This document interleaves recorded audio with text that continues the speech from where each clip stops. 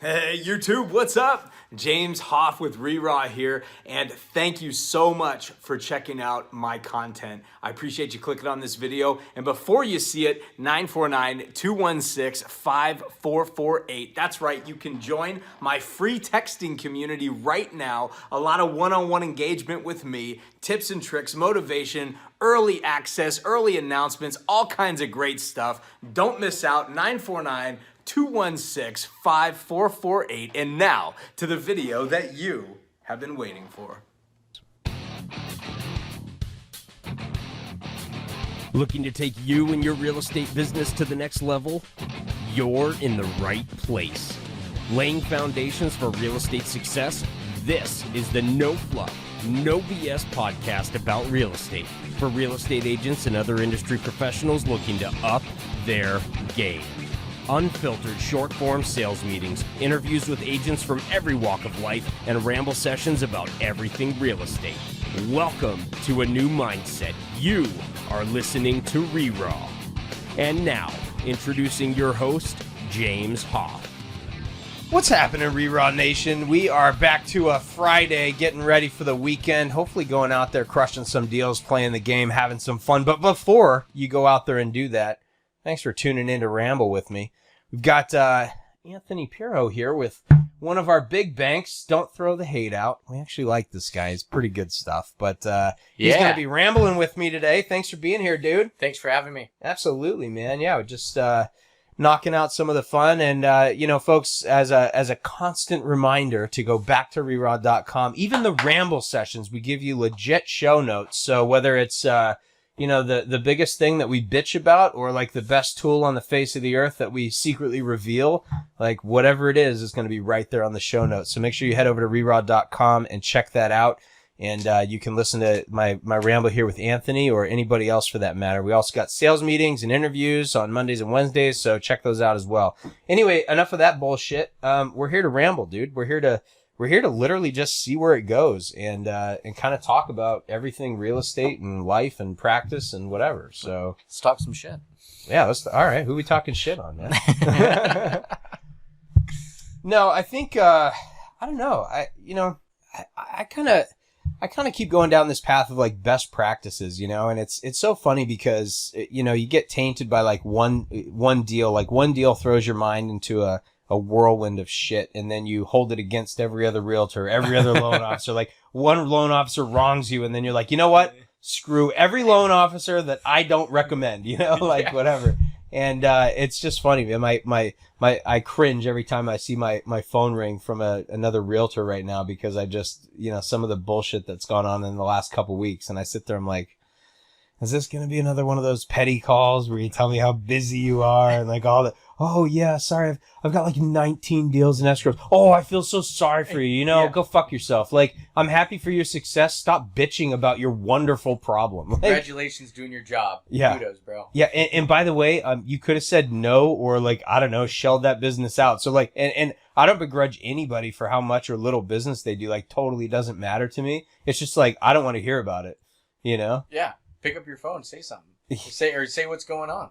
Yeah. Oh, it's so tough. I'm going to make like $100,000 this month. Like, what a fucking miserable existence I have, Like, yeah. All right. We don't feel sorry for you. Yeah, scale it back a little. I don't know what to tell you, There was this one, I'll never forget this. This is so funny. My wife, Erin's a transaction coordinator. You know that. I'm telling the audience in case they don't know that. And if you don't know that, then you haven't been listening to the show long enough. Get back there and listen because I tell that on most of the episodes. But anyway, Erin had one where this other realtor goes, oh yeah, every time you send me an email, I'm going to need you to text me because I get so many emails in a day. And I'm like, what? So I asked Erin, I said, who's the agent? She goes, I can't tell you. Like, I can't tell you that because she works with competitors of mine. I'm like, all right, fair enough. But how much business do they do? And she's like, I don't know. I said, well, look them up. Yeah. So she goes onto the MLS because Erin's also a realtor. And she doesn't practice on the selling side, but uses it for her TC business. So she goes into the MLS, looks up the agent's production, and she's done like 2 deals a year for the last 3 years. Oh, God. And she's like, well, I get so many emails. I'm like, bitch, that's spam. And so Erin goes, I can't believe it. So in one of the conversations she ends up having with this lady, and I forget how it came up. It wasn't like a jab. It was a legit, just all good kind of thing. Erin goes, hey, I know you said you get like 1 million emails. I mean, what are you getting? And this is what she said. She goes, well, I want to know, like, every time a house comes up, man, I'm getting emails from every agent, from every whatever. And I'm going, go on the MLS. That's how you can find out, like, what the activity is. Is this new to you? Like, so basically, the reason she gets 100 emails a minute is because she's on everybody's fucking spam list. And, like, just like, and come she's on. so busy. Oh, I'm so busy. Oh, I'm so busy. There's a movie, Just Friends, with Ryan Reynolds. And I always laugh because his girlfriend or whatever, this pop star, whatever, is in a bar. And Ryan Reynolds talking to this gal that he's trying to pick up on, who's like his longtime friend. And this girl's in the background going, Chris, Chris, Chris. And he turns around and he goes, I'm busy. And she goes, I'm busy, stupid dick. And I'm just like, yeah, that's how I feel about every single person that calls up and goes, well, I'm busy. I'm like, yeah, I'm fucking busy. I'm busy with my shit. Like, I could be busy with my kids or busy in a real estate deal, but it doesn't mean I'm not busy. We're all busy. Fuck your excuses. Anyway, how's that for a fucking ramble? Chime in here if you will. No, I think I'll settle down now for a minute. Get on my little rants here. What else you guys got to say out there? Anything? Oh, yeah, that's right. They can't respond. Yeah, I mean, they can. This is like that awkward moment. I don't know, man. What kind of best practices do you got, though? I mean, there's so many realtors I feel like that aren't continuing their education. They're not on fire. This is a job. It's not something they're passionate about. They just do it because they feel like they have to. And I don't know if it's because they couldn't make it in another business or if it's I don't know, like. You know what I got to say is just sales. Yeah. It's just sales originating activities. And what I mean, or why I say that is, I think so many people have a different idea of you hear the word sales, and it almost has a negative connotation to it. It's like you go straight to that car lot, right? 100%. And it's so funny that you say that because I grew up on a car lot. My dad managed car dealerships when I was a kid, so we grew up on car lots. How funny! But I'm saying that because I grew up, from a salesman. You learn how to present benefit to customers. But to answer your question is, I think a lot of people have this negative idea of sales. But my whole point is that if you really focus on your activities that are going to get you a listing today, or get you a seller today, or in my case, what can I do today that will get me a loan today? That's the most proactive thing that I think agents and new loan officers and title reps and those are the things that I think are most overlooked. A lot of people think, oh, if I build this relationship 6 months from now, it'll happen. No, what's going to get you a deal today? Focus on that. Yeah, it's funny. I mean, a lot of it comes from just like working backwards, right? Like, what's the goal? Is to get a deal today. Mm-hmm. And then you're like, all right, well, what do I have to do to get a deal today? It usually starts with a conversation. Yeah, usually. I remember, as much as I don't want to give the guy any credit because I fucking hated this guy, but one of the people I worked with at Callaway, who shall remain nameless, if there's any good thing that I got from him, and I probably said this on another episode because I repeat my stories 300 times, but he always said, hey, if you can't think of something to do, then pick up the phone and call somebody. Mm-hmm. And I would always go like, well, who should I call? Like, call my mom, like whatever. He goes, no, he goes, pick up the phone and call one of your accounts and just like check. I mean, I had 1,200 accounts and I was like, well, which one? Like, what do I do? And he's like, it doesn't matter. Yeah. Every sale starts with a conversation. It always starts with a conversation. It doesn't have to start with, hey, Johnny, today I'm calling to sell you 12 putters or get our Baker dozen deal and, whatever. Like, get 13 if you buy 12, and it's just kind of it all starts with a conversation, Hey, what's up, Johnny? How's everything going, brother? Yeah, I haven't talked to you in a while. I just want to connect and blah, blah, blah. How's the shop running and all that shit? And it was funny because you'd literally pull orders out of thin air and you just think to yourself, well, fuck, if I didn't make that phone call, right? So you got to I guess you kind of back into it, right? So the result is a deal. How do you start? Like you backwards, and then there's the conversation. And then where does the conversation have to go? And then nurture the relationship and whatever. But how do you get a deal today? Starting backwards. Yeah. And it's like, I think that's so cool because you think about it, like, who do you want to do business with? Like, you want to do a business with me. I've never to this day lost a negotiation with myself. Never once. Well, you're batting 1,000.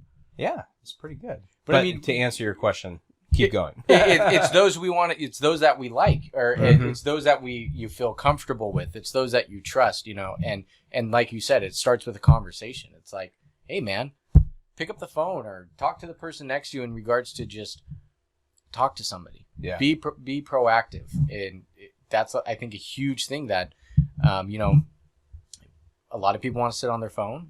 A lot of people may not be as social as they used to be, but yeah, man.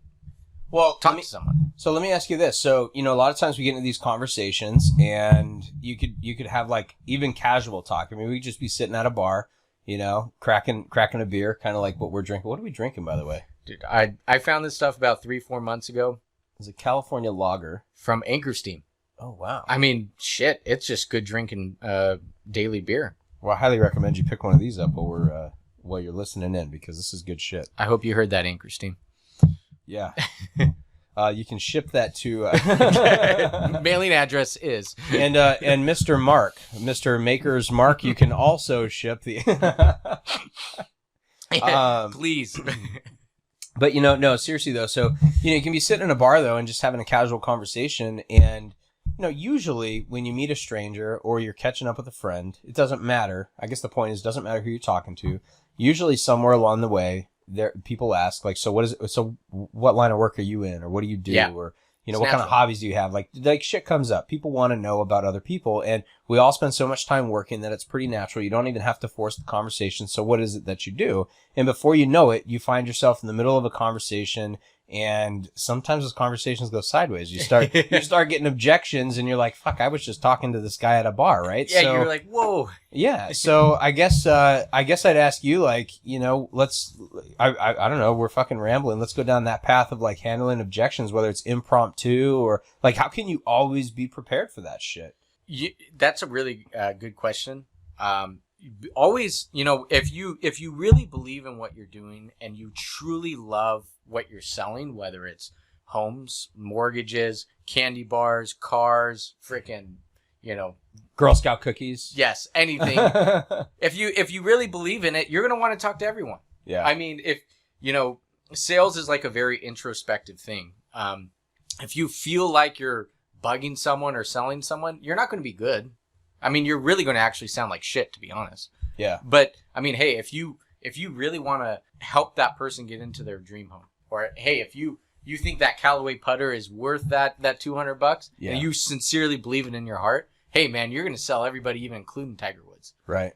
You know what I mean? It's funny too. And like on that note, like if you're passionate about something, like learning more about it is such a natural, like you didn't even have to think about it. Like for example, I go to at least one contract class a year, at least every single year. That's cool. And I just went to one with a couple of my team members, and one of the gals I went with, she's like, "Oh, this is so fucking boring." I'm like, "Are you kidding? This is like the best shit ever," And you're all hyped up. You're like, yes. Yeah, I'm like, totally great. It's like the class is taught by an attorney, and it was Gov Hutchinson, who's just phenomenal. And but it just cracks me up because she's sitting there rolling her eyes, and I'm sitting there going, "This is like the best shit ever," And but I guess the point is like I'm so passionate about it, and it's the instrument that we work with, right? Yeah. So like when you're that excited about something that you do, like learning everything you can to be an instrument of sales becomes like just an easy thing that you do. Yeah. And overcoming objections, I mean, I don't know. You kind of learn about the objections as you get experience in the business. There's a lot of scripts that can give you kind of the basics, but I don't know. Like, how do you figure it out? I mean, those are like Band-Aids. I mean, scripts work, but I mean, they're just Band-Aids. And,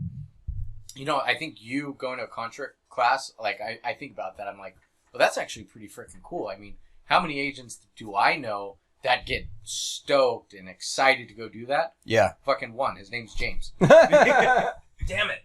But I mean, that's because you view that as cool. You view that as informational and educational. It's going to help you. Yep. But I think that's like the biggest thing in sales. If you view your job as something that, that you can benefit someone, or you truly believe in what you're selling, that lens that you see the world, that excitement that you see your contract class through, really shapes it, So if you don't believe in the lens that you're seeing of what you're selling, if you don't believe in that home you're selling, if you really don't believe that, hey, this condo is the best spot you should be, if you don't believe that, you're going to be really bad at selling it. Yeah. Yeah. And it's funny too, because, you know, a lot of the stuff that I've done with overcoming objections is like the takeaway approach, you know, like it's the idea of like, I'm not desperate. And by the way, there's two things I would comment on this. Number one, if you're a newer agent or or a seasoned agent, but you're in a point in your life, a season of life where you're struggling for money and like every deal counts that much more, it's really easy to go out there and put your best interest before the client. And it's a dangerous spot to be. And then it doesn't sound like the hell is this? Oh, there we go. It doesn't sound like you're passionate. It sounds like you're desperate. Mm-hmm. And they sense that. Yeah, absolutely. I mean, customers definitely. And by the way, in those low moments, it's a challenge sometimes it's a challenge to get away from the desperation, and you really have to like calibrate your brain before you go out with those people to avoid it.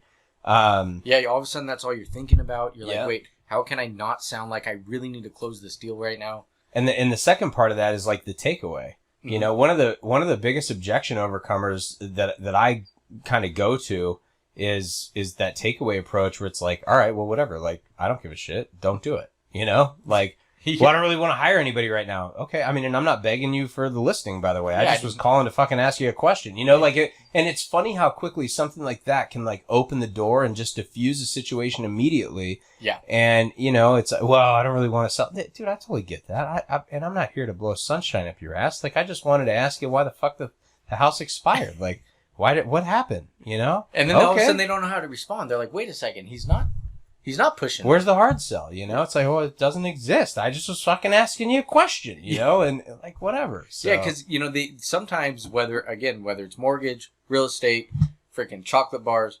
everyone has their wall built up. Mm-hmm. And the moment, like you said, you say, hey, you know what? I wasn't asking for your business. I was just curious. Yeah.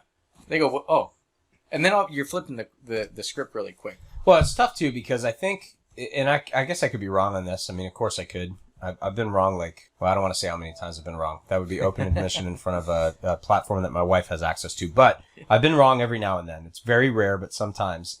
But I think that sometimes the realtors and perhaps even loan officers, you know, we're starting to fall into the category of like these solicitors that call for donations or the solicitors that call on the phone for like every freaking thing. It's like, hey, the sun is down. I was wondering if you needed a night light, or hey, would you like to switch to this cell phone provider? Like, you know, or, hey, I'm calling from a credit card debt consolidation company and we're just seeing if you're interested or knows, you know, it's like, and we start falling into this, like this category. And now people hear the term realtor and they're like, oh, fuck that guy, you know? Mm-hmm. I wonder if we should coin like a new, instead of being a loan officer or a realtor, I wonder if we should coin like 2 new, titles, you know? So you're not like a realtor anymore. You're what the fuck does realtor mean anyway? What would you call it? What would you call yourself? Piece of shit. No, I'm just kidding. I don't know. Sometimes I feel like I'm a certified asshole. I just, well, we already know that, dude. James. I literally tell people when they walk into an open house, I'm sorry, what's your name? I'm like, my name's James. Some people call me an asshole. My point is, you can call me whatever. I'll probably respond to it. You know, like it's an icebreaker that actually works quite a bit. You know, to be honest, I consider myself more of a consultant. And it might sound silly. I know we're in a sales position. I don't know. We're going to probably go down a rabbit hole here, but let's do it. But we might as well, because it's a fucking ramble session, baby. But the thing is, you know, I think a lot of times we look at ourselves with, oh, we're negotiators. Are you? Or are you just facilitating somebody else's negotiation? That's right? A good perspective change. I like it. So when you're in the middle of a transaction or you're in the middle of a negotiation, you have to remember between buyer and seller, it's actually not your negotiation. So when an agent comes up to me and they're like, dude, I'm a pretty good negotiator. I'm like, are you?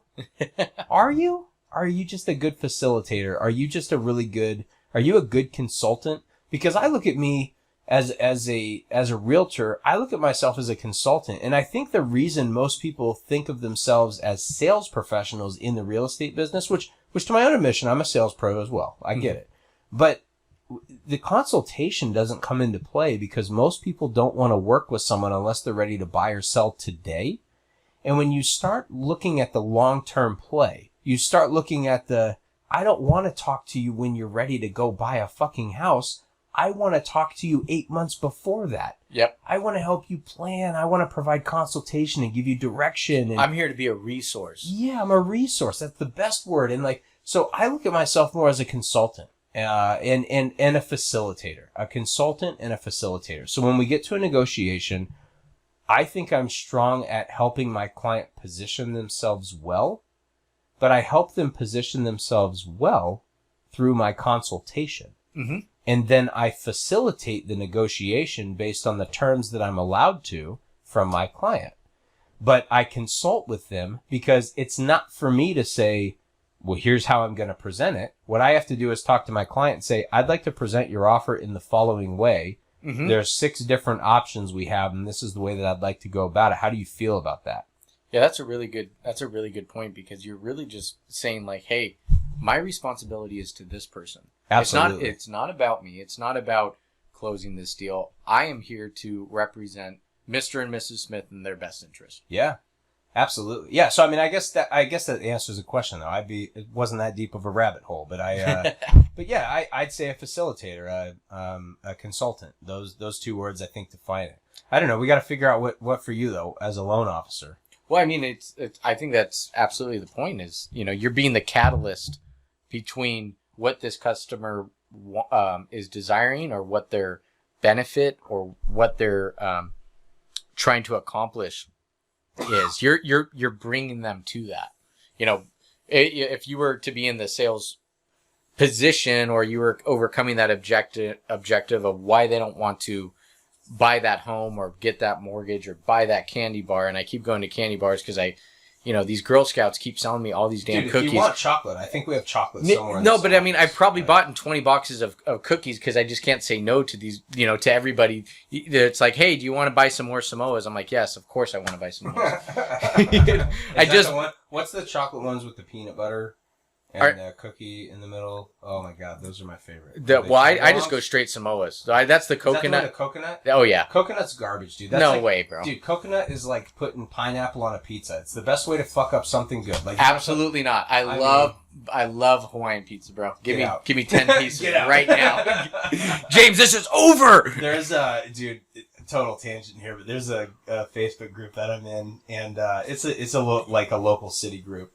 It's the RSM page, the Rest Santa Margarita page. And it's so funny. There's this cat in there from New York. Uh-huh. And the pizza debates are vicious. Oh, he gets nuts. Like fucking crazy vicious. And thin pizza only. Yeah. I mean, and then like, oh, that's bullshit. There's no good pizza places in California. Go back to New York. I'm like, why don't you go back to New York? Yeah, we don't need you. But, no, so I was in this thing, and I actually stay away from the political posts and all that stuff because I don't know, man. There's too much negative in the world, and for my own mental health and my mindset and everything, I keep myself in a positive place, and I see it, and then I keep scrolling, and I'm like, I'm not looking to get into a debate.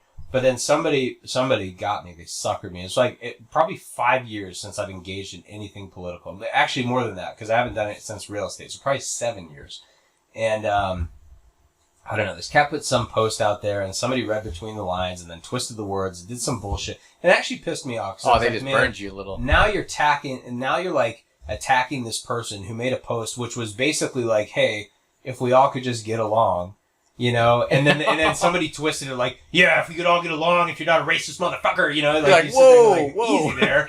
I was just saying like, maybe we could walk a mile and just like, like, hey, we all love walking around the community lake and like nobody gives a shit. Like, just have a good day, right? And so anyway, I tackled somebody in there, and I was like, hey, I think that we're reading too deep into this, and like everyone just needs to chill out. Like, you're playing peacekeeper. Yeah, I was like, I just wish that we could all walk a mile, like alter your perspective, appreciate where they're coming from, and just kind of like play that game, right? And somebody came in there, and they're like, oh, great, this is going to turn into the next pizza debate. And I was like, motherfucker. And then somebody below that commented, and they're like, what does everybody think about putting pineapple on a pizza? So we went from this political debate to now we have like a sub-thread that's going on. And I was like, fuck that. If you want to ruin a pizza, then put pineapple on it. And my wife's one of those people, but this is absolute garbage, like whatever. And dude, you got so much hate. No, I totally didn't. It was literally like, I might as well have like split the aisle again and created a new political debate, because then we had the people who were like, oh my god, pineapple's like amazing on pizza. I totally love it. By the way, you could also add other fruit in pizza. And like, have you ever tried, And then you got the other people like, fuck you. The only thing that belongs on a pizza is cheese and meat. You should die. You know, like, yeah, kiss my ass if we put pineapple on there. So it just kind of, yeah, it was kind of funny. Hey, we're at odds, bro. I gotta say, you know, I like my pineapple and Canadian ham. You pine what? No. Pineapple Canadian ham, Slow man. down on the beer, bro. Slow down on the beer. No more makers. No more makers. But please ship that out to the following address. No. No, that's cool, man. That's cool. So I don't remember what we were talking about, to be honest with you. I think it started with objections, right? What were you going to ask? I was actually going to ask you about your pizza preference. Are we going with this meat and cheese only? I mean, no. So yeah, actually yes. Anything with meat and cheese. The death of me. Ballpark Pizza in Mission Viejo is my favorite place. Okay. And there we go. Thought I lost the recording for a minute. No, Ballpark Pizza is my favorite place. One of my old track coaches from back in high school owns the joint. Used to be in Rancho Santa Margarita. It's like my Cheers. Like, fucking love that place. That's what's up. And they got something called the Double Play, and it's pepperoni and sausage. Okay. And their ingredients are fresh, bro. Like, it's not this like they slice the sausage that's been frozen for 6 weeks. Are we going thin pizza, thick pizza, Chicago deep dish? I'm the hand tossed. Okay. All right. Now I had a legit Chicago pizza where they put like the sauce on the top. The deep dish. They give you that a good red sauce. Listen, man. I don't remember if maybe it's not Chicago. Don't kill me if you're Chicago and I do this wrong. But I know a guy from Philly that he's Italian, and he's like, bro, he's like, we don't call it sauce. That's gravy. They put that gravy on top, you know.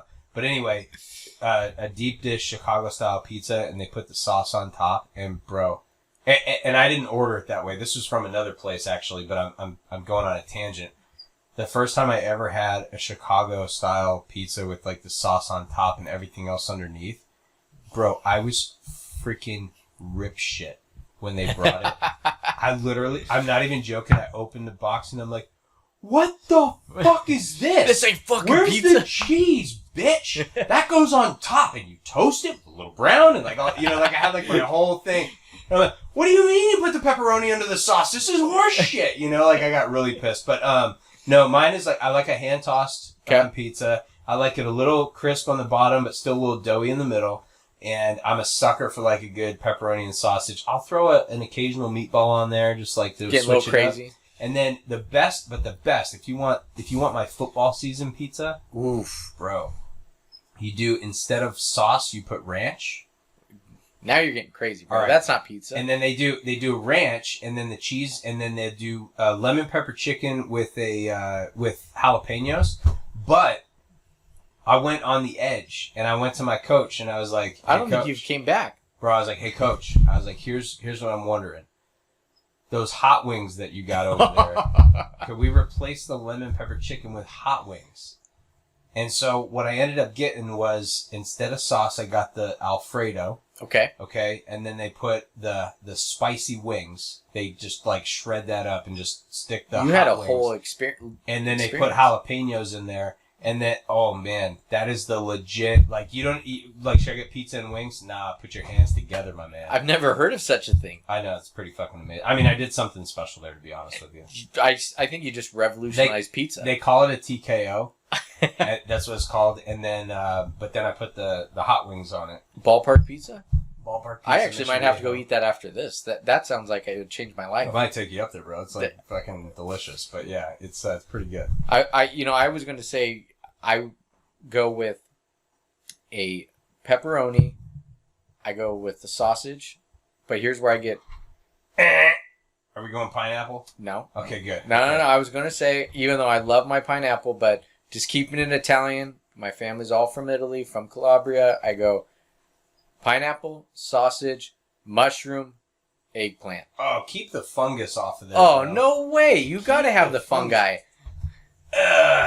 No. God, nothing kills a pizza faster than pineapple and fungus, bro. Like, wow, so you can't win with you. You just don't like anything good. Why don't you just go scrape the grout next to the urinal? You can get all the shit that you want to put on it. That's just why don't we gross. just go get you more Alfredo sauce and get you on that side of the pizza? I mean, that could be, you know what would be interesting is a nice pink sauce on a pizza. Wow, you know, now you're being creative. Now, I have a pizza oven at home. This is so not real estate. Fuck this, but whatever. I have a pizza oven at home, And I've taken, so the kids, here's the death of me, is pizza and macaroni and cheese. Like, that's why I'm going to die by the time I'm like 35. But your I'm kids 34, love it. so I'm like almost done. But no, like, but it's amazing because I do 3 cheese. The Kraft 3 cheese mac and cheese. You're welcome, Kraft. And if you want to ship 8 boxes of that, that'd be great. But no, here's the deal, dude. We should be getting a lot of stuff in. So we got beer. We have Makers, whiskey, Acre Steam, and then we got Kraft. We got beer, whiskey, and macaroni and cheese. Don't forget Ballpark. And Ballpark. Just a good fucking day for us. Yes. So what I do though is I was like, dude, what if I put 3 cheese mac and cheese on the pie? Wow. And then stick that shit in the oven. So now you talk about complex. I'm making my own pizza, and I do half of it with a nice pesto, and then half of it with the red sauce. And then I got the cheese, I got the sausage, and the pepperoni. And then on one slice, because I just wanted to test it out, because it's like 8,000 calories a slice. But I took that 3 cheese. And by the way, Kraft, if you stopped making your original elbow mac and cheese, that's dog shit. After you've had 3 cheese mac and cheese, there's no going back. You're done. The little shells, oh, they're so good. So I put that on the pizza, and holy shit. That is why your heart stopped. How good was it? Haven't had art, dude. It was unfucking believable. I mean, and it's like just a little toasted, but like still creamy in there with the macaroni and cheese. God damn it, it's just so good. Anyway. So now I feel like I don't even know any of my food. It's like you don't know me. Well, I don't. I thought James, you and I were homies, and now I got Kraft and I'm just a consultant and a and a pizza connoisseur. And a pizza connoisseur, yeah. No, anyway, yeah, I love my pizza pie, man. It's good stuff. They also do a double play with the garlic cheese bread. We do like the garlic with the toasted cheese, and then the pepperoni and sausage on that, and give you some pepperoncinis on. That's the a side. good move. That's some good shit right there. Damn, that sounds great. Yeah, we might have to do Ballpark anyway. So objections. Oh yeah. Selling. This is a real estate podcast, right? That was like 18 minutes of pizza, but you're welcome, world. Come on. I mean, we really do love pizza, but we love our sales. And guys, I just want to say is believe in what you're selling. It will make you the difference between. It will make the difference for you between being an average salesman or woman in this case. We don't want to offend anybody. Absolutely not. Because I believe in the power. But if it will make the difference between you being an average salesperson and being a phenomenal salesperson, if you really believe in what you're saying. But I mean, look, we all come across it. It's all about objections in regards to people say, hey, James, I don't want to buy this house. I don't think that I can afford this. Or what do you think about this neighborhood? For me, on my case on the mortgage side, it's always about, people tell me I don't want to, go through the closing costs. It might take 30 days, or I don't want an appraisal. My whole point is customers, everybody has a reason of why they don't want to do something. Yeah. We all do, right? Absolutely. And it's not like they're really trying to convince you and me, but they're really trying to convince themselves. And that's why I always say, identify the benefit. Identify how that customer is going to improve their life buying your home, getting that mortgage from me, buying that chocolate bar, getting that service. Well, and just as I mentioned, like a lot of the misunderstanding I think there is between the real estate agent and like the big bank. You have to remember, like, we live and breathe this business. Like, this is us. We think about real estate every day, all day. It's like what we do, right? You think about loans, absolutely, selling houses. Like, we're playing that game. But the consumer doesn't think that. And so, a lot of times they say, if you want to explain something correctly to someone, pretend that you're talking to a 3-year-old, like, who doesn't understand. That makes sense. By the way, nothing is more condescending than treating somebody like a 3-year-old, so just be a little careful on that. But the point is, ask the right questions. Yeah. A lot of times it's, and it doesn't mean that you have to assume that nobody knows anything. Mm-hmm. Sometimes the first question to ask is, hey, Anthony, is this your first transaction by chance? Oh, it's not? Okay, great. So you've gone through this before. Let me ask you, did you have any questions, or what came up in your last loan? Such a good question. Wonderful. So now we've laid a foundation, and I know what kind of experience my clients had in the past. And then when I go about something, I can say, okay, so do you recall a loan and an appraisal contingency? Oh, what's a contingency? You know what? That's a great question. Thanks for asking. Yep. A contingency, and so now you can start going down that path. I think a lot of times we just assume that everybody knows what we know. Yeah. And we're afraid, or we're too we skim over stuff that we shouldn't.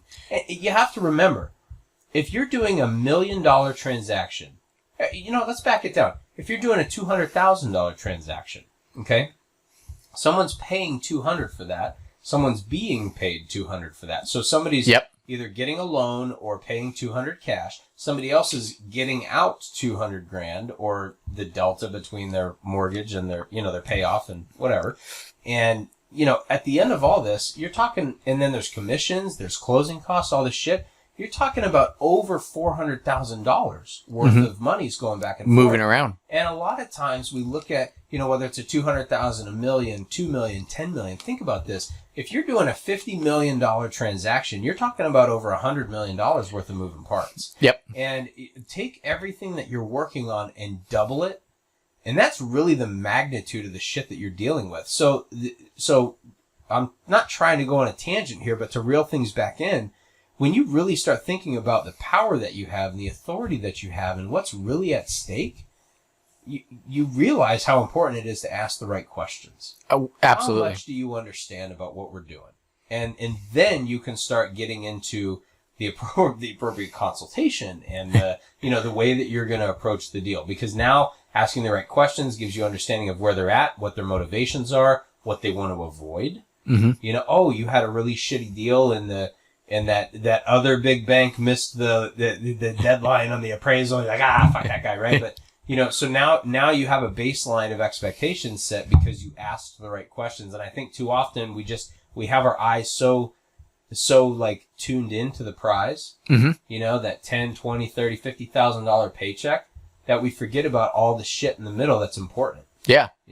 And like you said, keeping in mind, we do this every day. But, how many homes does the average person purchase throughout their life? Not as many as we sell in a year. Unless you're a shitty agent, in which case, at least 3 or 4 times as much as you And sell. that's why you need to be listening to this podcast if you are that agent. And if you are that agent, you're probably not listening to this podcast. And all I can ask... Here, you know what? Let me actually throw that out there. Here's, and this isn't a shameless plug. This is a legit plug. So here's the deal. This podcast is inspired by the agent that sucks at what they do. And the agent that's not passionate, that doesn't continue their education, that doesn't whatever, right? I got so tired of being on the opposing side of a transaction of another agent who'd been in the business for 3 times as long, done less than half the deals, and didn't know what the fuck they were doing. So true. So the motivation was, I want to start something that enough people will talk about so that other agents will be inspired to up their game in a format that's not intimidating. A lot of times we think about education and it's very like, we're not talking about pizza today. Hopefully you guys can get some good value bombs out of this, but we can still figure out that like pineapple and fungi don't belong in a fucking pie, right? Yes, they do. But anyways, that's different. Yeah, we'll argue about that later. Fist fight in the parking lot or something. But my point is that was the inspiration behind all of it. And so if you know somebody that I guess my vision is like people are going to be like, hey, motherfucker, remember how shitty our last deal was? You should listen to this podcast and you can get yours, I guess that's not how it's going to go. But what I would like is, share this with other people because if word gets around, this isn't like, the podcast is free. I got my affiliate links on here to try to support the cause because let's be honest, it's not like I'm sitting here giving free content away and getting rich. I'm not like pitching my own shit here, but like if and by the way, the affiliate links, if I can give my plug on this, the affiliate stuff that you guys see on the site is all shit that I use. So it's not like I just pulled a bunch of stuff out of my ass. Like, if you support what I'm putting out there and you're going to use it anyway, then support the show, right? But the point is this is free content that can hopefully help anybody get inspired and grow their business. That was the whole inspiration to begin with. So there's a little like throwback to episode 0. I'll put a link to that in the show notes. Maker's Mark, please ship to 30. Oh no, sorry. Yeah. That's funny. But anyway, man. So I don't know. What else should we jump into, man? Are we at the end of our rope already? No, I don't think so. I think there's a lot more to go in regards to, these people need, these customers need to always be everybody wants to be convinced as far as like the benefit is there for them and they're talking to you for a reason. That house might help them move closer to their job. It might help them get their kids in the district that they want to be in. The benefit might be that they have the backyard for the dogs and maybe the divorcee wants 37 cats. I don't know. But maybe that's why they're getting divorced. Yeah, that might be the reason. But a lot of people like to tell you why they shouldn't do something, but that's exactly why they want to be told yes. Right. I know my girlfriend loves to say, "Oh, I don't know what I want to eat," but at the end of the day, I'll be like, "Fine, we will go to Chipotle." Like, oh God. My point is always remind these customers of the benefit. We are not always on the same food page, bro. What? You don't like Chipotle? I'm not a Chipotle fan. So thank you for tuning in. How do you not love Chipotle? I mean, bro. And all the food stuff they went through. Okay. Oh, that was on the East Coast. Here comes the future attorney. Go ahead and defend Chipotle, sir. It was all on the East Coast. We live on the West. It's a great product. You cannot get a better burrito for $7.68 with guacamole and barbacoa. Because that's right. You can't because it's shit. But it doesn't matter. Well, that wraps it up today, and good, I guess. No, please, Maker's Mark. So I think going back to the objection stuff, we talk about asking the right questions, we talk about overcoming objections, but to ramble a little bit about this side, if you ask the right questions on the front end, you'll notice that you come across less objections. Yeah. Because what you're doing in a business like real estate is you're really stepping into somebody's life. And if you think about the magnitude of the decisions made in real estate, right? And look, a lot of us have investor clients, right? So we deal with a different kind of client as well. But you have most commonly the residential the residential buyer who's looking for primary residence, not an investment, and you're stepping into their life. Yeah. This is real shit, We see everything from the hoarders to the murder-suicides to whether you like to admit it or not, it's out there. That happens, right?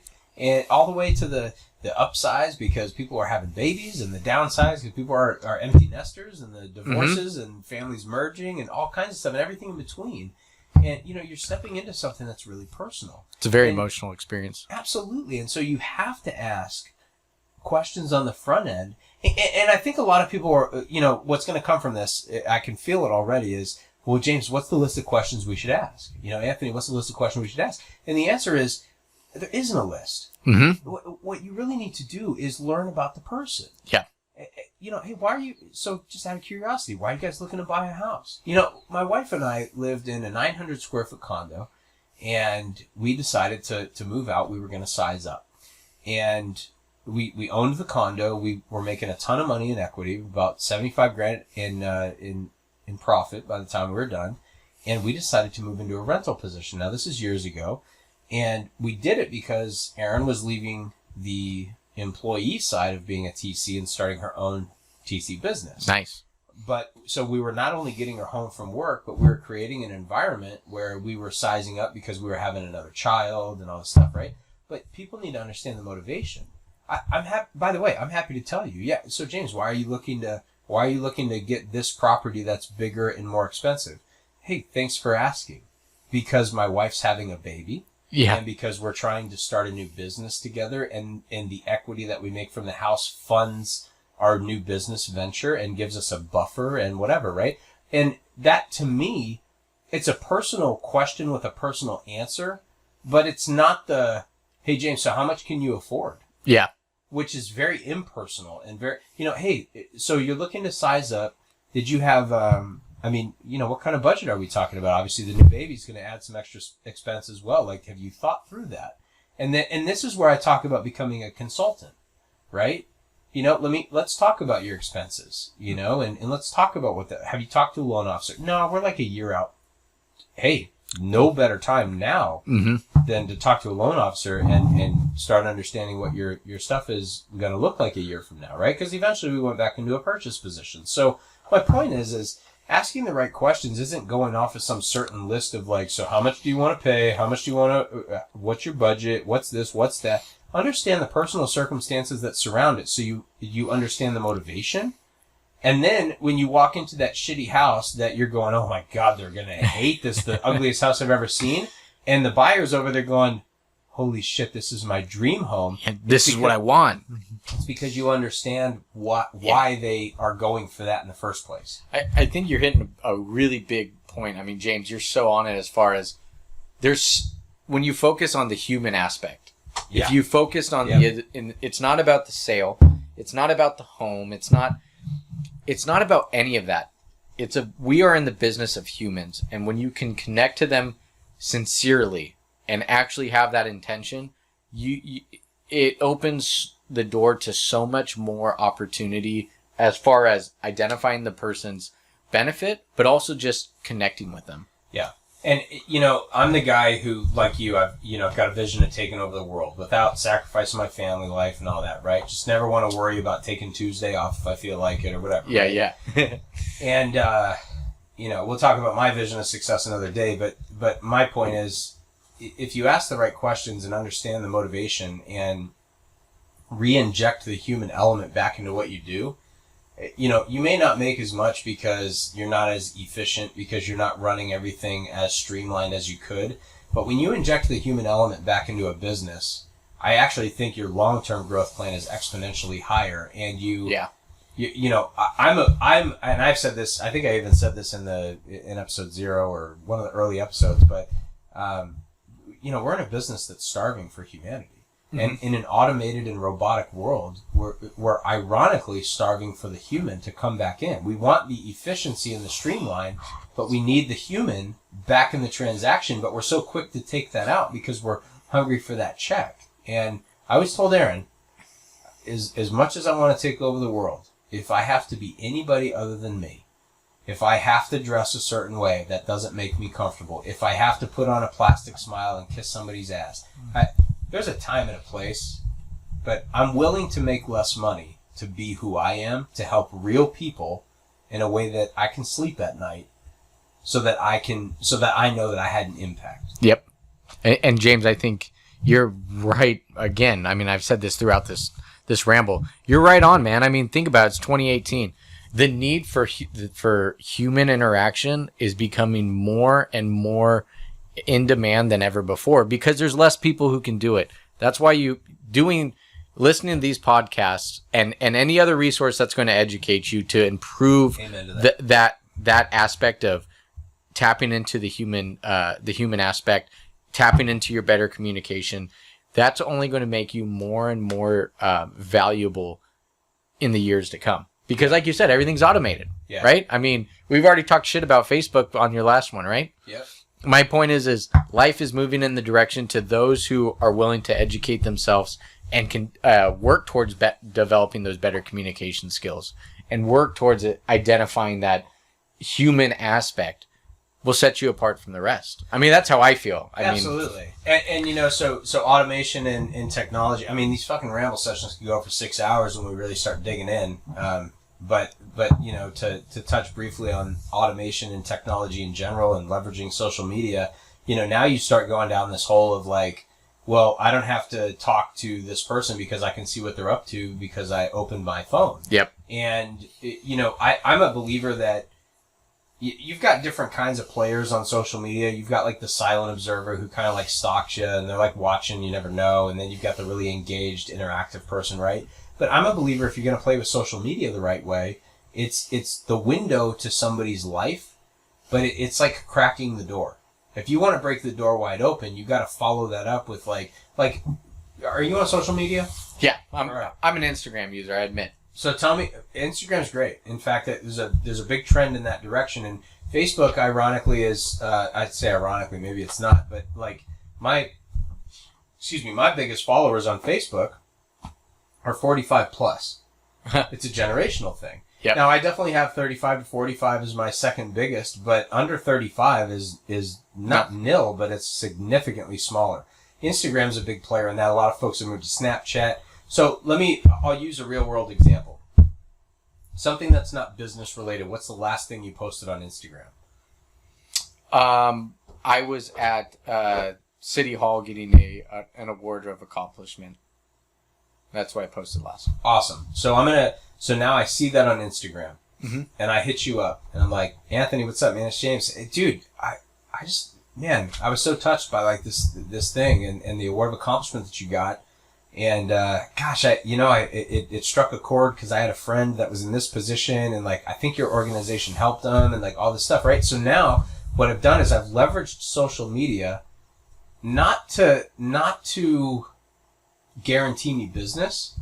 What a warm call that is. Absolutely. Right? How about, talk about someone goes on vacation, right? Like another guy that I know is just getting back from Hawaii.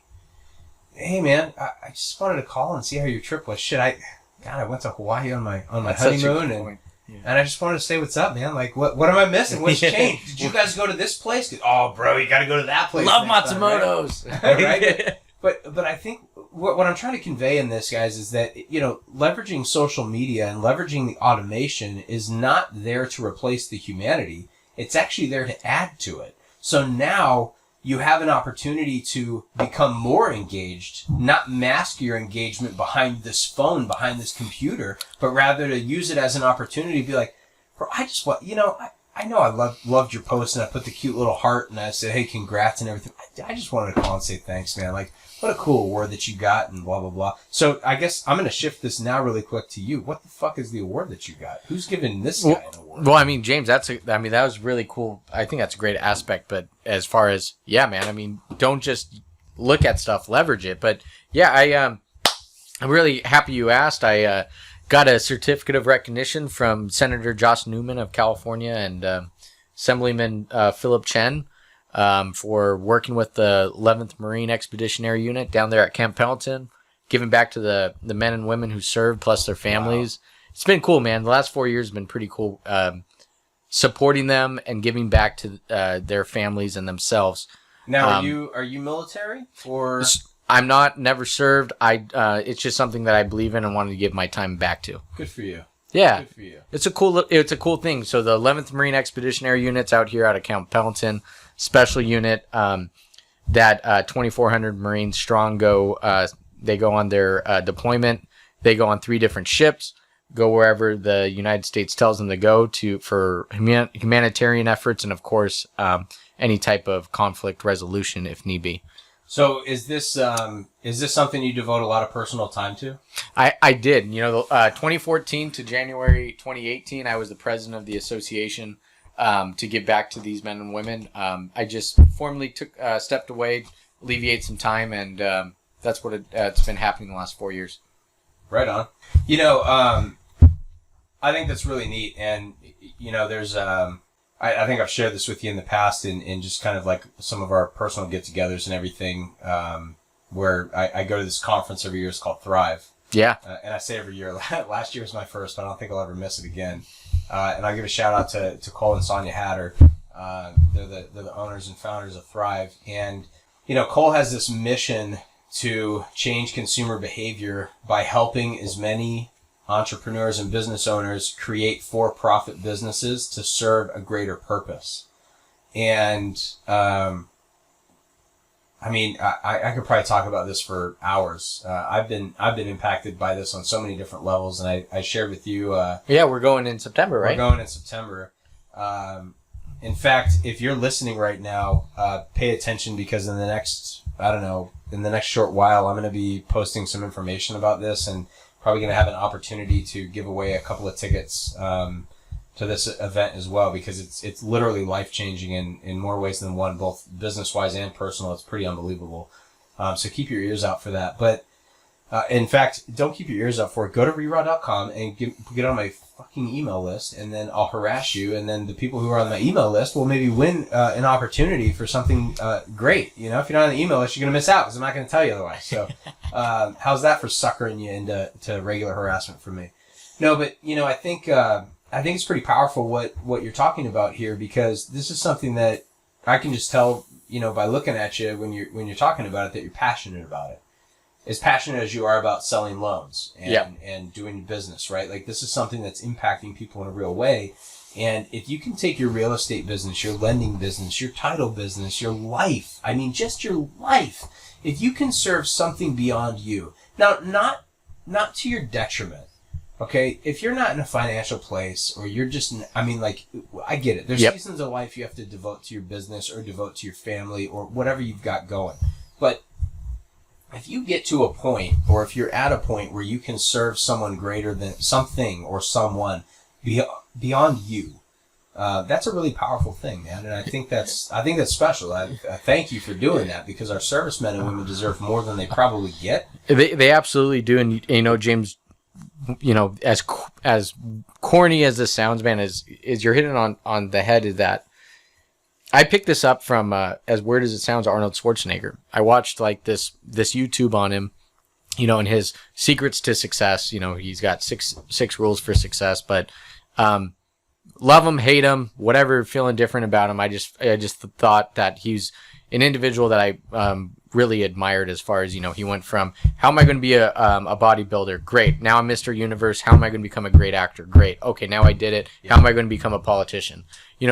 Individuals like that you have to kind of pay attention to, whether they have shortfalls or not, with or without a housewife or whatever you guys want to, But my whole point is he said number 6 is you give back. Give back to something that you believe in. And when you do, it's one of the most rewarding things. So for me, it was giving back to our military men and women.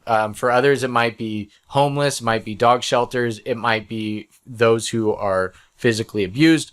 Whatever it is, if there's something that you feel passionate about to give back to.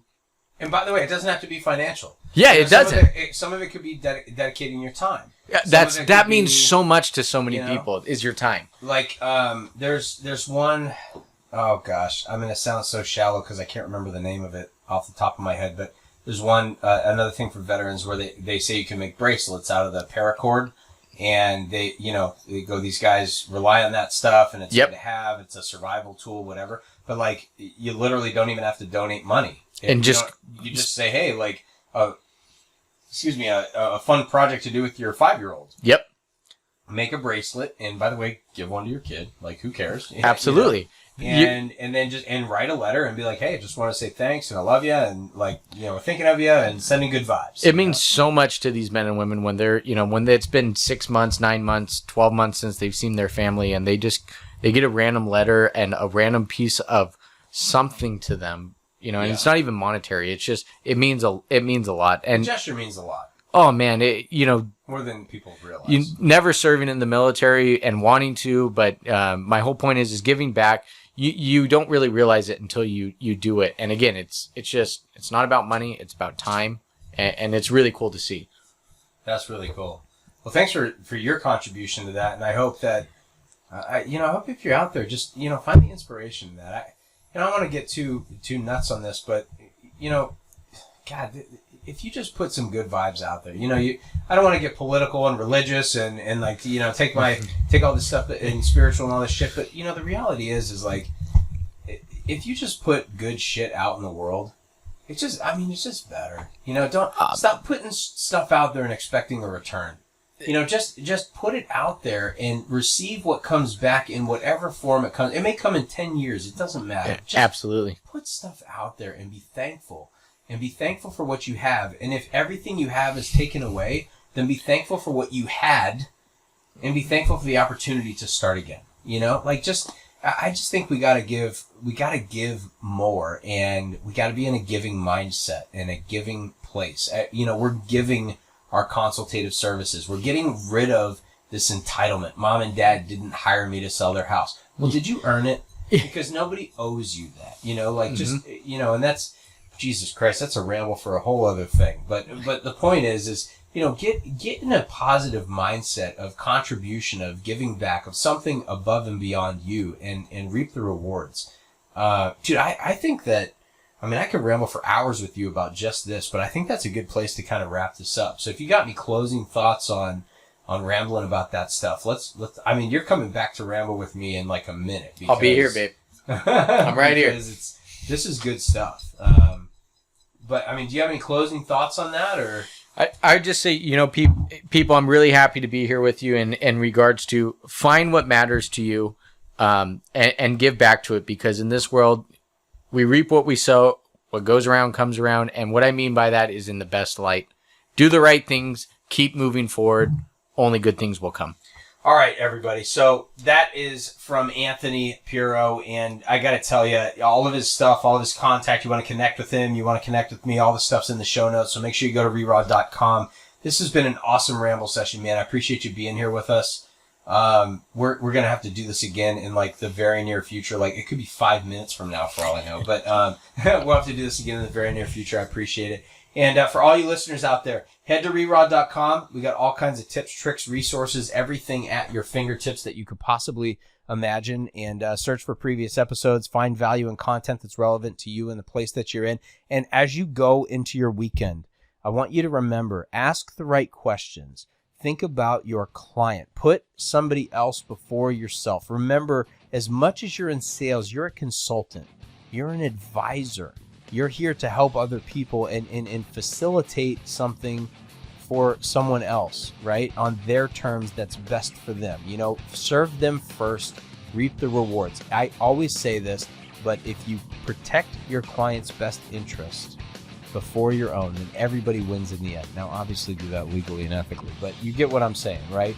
So, and then the last thing that I don't say enough, but you all better remember this, is real agents work, and you absolutely cannot afford without a second to not be one of them. Be the agent that is out there working. Real agents work. You need to be one of them. We'll catch you, I guess, on the Monday sales meeting, because it's Friday, baby. Have a great weekend, and we'll talk to you soon.